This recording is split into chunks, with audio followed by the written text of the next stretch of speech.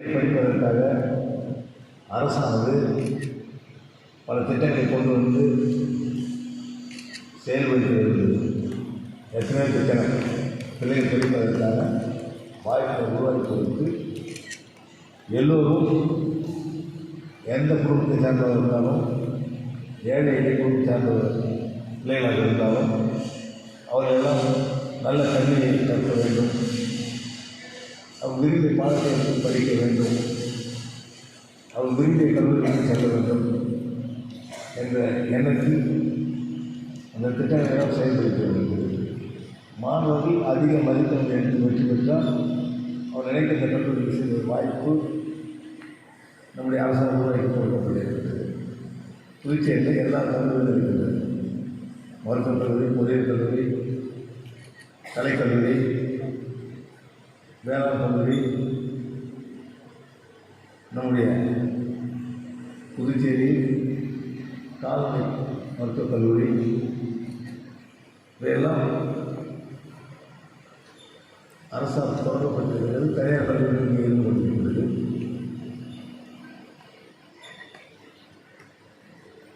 இப்படி நம்முடைய பிள்ளைகள் படிப்பதற்கான ஒரு வாய்ப்பு புதுச்சேரியில் இருக்கும் பொழுது நீங்கள் எல்லாம் நன்றாக படித்து வாழ்க்கையில் முன்னேற வேண்டும். அதுக்கு என்னுடைய வாழ்த்துக்கள்.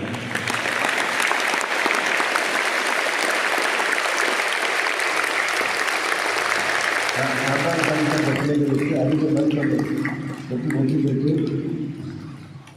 கல்லூரியில் சேர்ந்த ஒரு பிள்ளைகளுக்கு அரசானது நிதி உதவி அளிக்கிறது. மருத்துவக் கல்லூரி, பொறியியல் கல்லூரி, செவிலியர் கல்லூரி, தாழ்த்தப்பட்ட இடத்தை சார்ந்த பிள்ளைகளுக்கு அவங்க விரும்பிய தனியார் பள்ளிகளும் சேர்ந்து படிப்பதற்காக நிதி உதவியை அரசு அளித்து வருகிறது. பள்ளிகளுடன்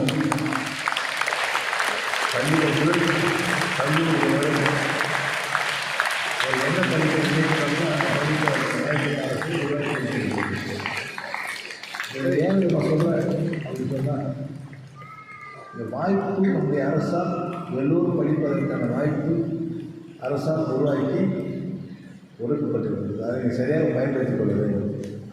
அவதான் வாழ்க்கையில் முன்னேறலாம். சில நினைக்கலாம் படிக்கிறதுன்றது வேலைக்கு போட்டால் அரசாங்கத்துக்கு வேலை கிடைக்கும், வேலைக்கு அப்படின்றது மட்டும் இல்லை. படிக்கிறதுன்றது நல்லா சிந்திக்கிறதுக்கு, சிந்தித்து செயலாற்றுவதற்கு, ஒரு தெரிந்து செய்வதற்கு, குறிப்பாக நல்ல முறையில் படித்து வரும்போது அறிவாற்றல் வாழ்க்கை சரியாக நடத்தி செல்வதற்கு, இப்படி பல வகையில் நம்முடைய சிந்தனையை நல்ல சிந்தனை கொடுப்பதற்கு கல்வி மிக அவசியம். கல்வி அவசியம், படிப்பதற்கு அவசியம்.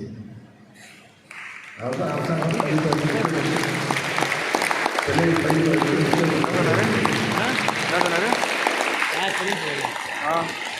அதே சமயத்தில் நம்முடைய உடல் ஆரோக்கியமாக இருக்க வேண்டும். நல்லா ஒரு பிள்ளைகள் நல்லா இருக்கும். நல்லா எதையும் தாங்கிக் கொண்ட சக்தி அவர்களுக்கு இருக்க வேண்டும். குறிப்பாக இளைஞர்களுக்கு எதிர்ப்பு சக்தி பிள்ளைகளுக்கு இருக்க வேண்டும். எதிர்ப்பு சக்தி மிக அவசியமாக உண்டு. கொரோனா காலத்தில் பார்க்கலாம், கொரோனா தாக்கம் ஏற்பட்ட போது நீங்கள் பார்த்துக்கலாம். நல்ல உடம்புல எதிர்ப்பு சக்தி உடம்பு நல்லா இருந்ததுக்கு கொரோனா தாக்கம் குறைவாக இருந்தது. அந்த எதிர்ப்பு சக்தி இல்லாதவங்களுக்கு வேறு ஒரு நோய் பல நோய்கள் இருந்து அவங்களுக்கு அந்த கொரோனா தாக்கத்தில் ஏற்பட்டு மிக சிரமத்தை கொடுத்தது. நல்லா தெரிய வருது.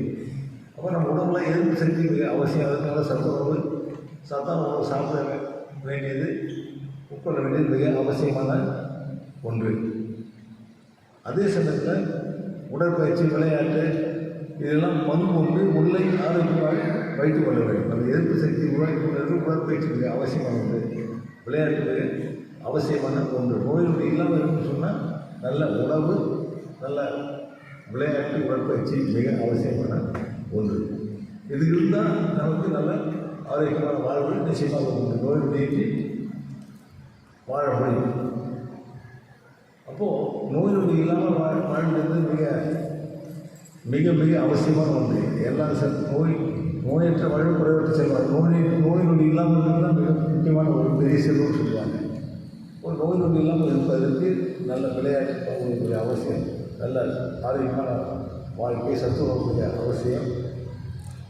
இப்படி நீங்கள் உங்களுடைய இளமையில் நல்ல உணவு, நல்ல விளையாட்டு, உடற்பயிற்சி எல்லாம் இருந்தால் நம் உணவு ஆரோக்கியமாக இருக்கும், நோய் நொடி இல்லாமல் வாழலாம். அதுக்கு விளையாட்டு மிக முக்கியமான ஒன்றாக இருக்கிறது. படிப்போடு ஏதோ ஒரு விளையாட்டு கலைஞர்கள் நீங்கள் கற்றுக்கொள்ள வேண்டியது மிக அவசியமான ஒன்று. ஏதோ ஒரு விளையாட்டு, உடற்பயிற்சி. நீங்கள் பூஜையில் பார்க்கலாம், கலைஞர்களுக்கு நிறைய பரதநாட்டியம், இசை கற்றுத்தருகிற பள்ளிகள்லாம் சரியாக நடத்துவதையெல்லாம் பார்க்கலாம். அரசும் பாரதிய பல்கலைக்கழக நடத்துகின்றது.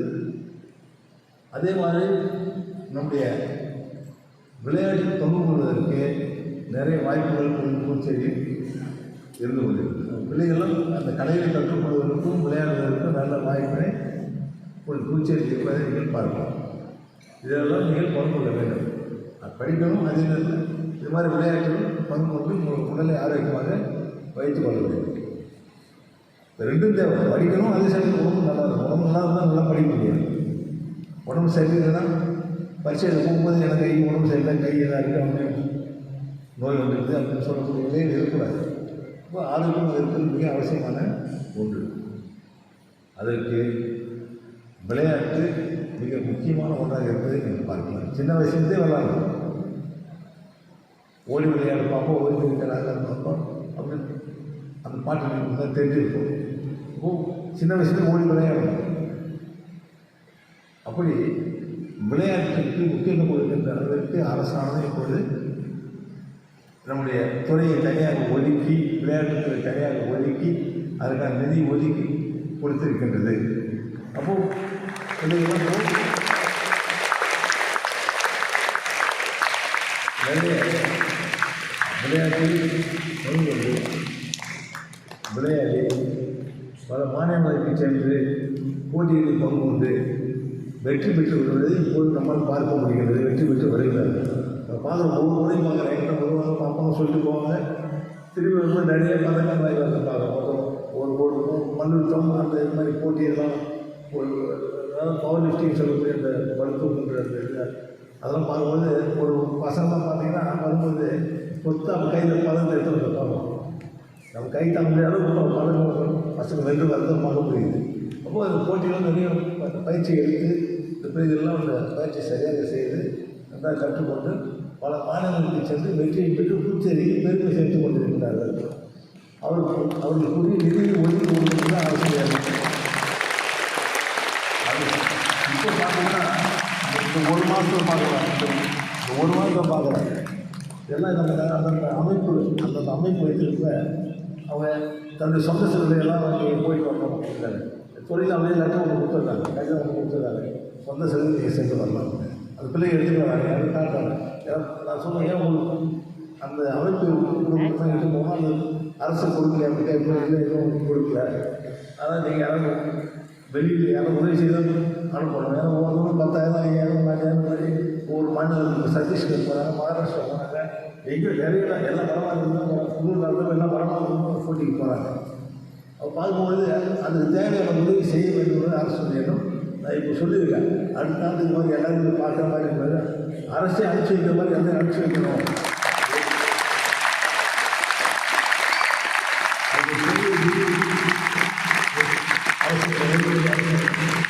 அடுத்த ஆண்டு இது மாதிரி அமைச்சரும் யாராவது எதாவது போட்டு தலைவர் போகிறாங்களோ அவங்களுக்கு அந்த ஒரு பட்டியல் 5 பேரும் 10 பேரும் 30 பேரும் 2 பேரும் அது மாதிரி அதுக்கு தகுந்த மாதிரி அவருக்கு தேவை நிதி அரசு ஒதுக்கி கொடுக்கணும் அப்படின்னு சொல்லியிருக்கேன்.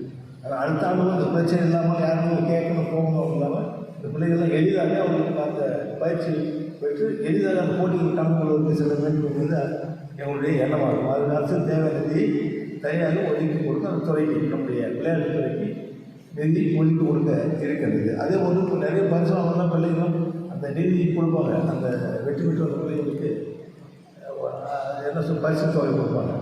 அந்த தொகை இந்த கொடுக்காம வருது, அது கொடுக்க நிதி ஒதுக்கி கொடுக்க சொல்லணும். அதுக்காக எதிர்காலத்துக்கு அந்த நிதியை கொடுக்கக்கூடாது.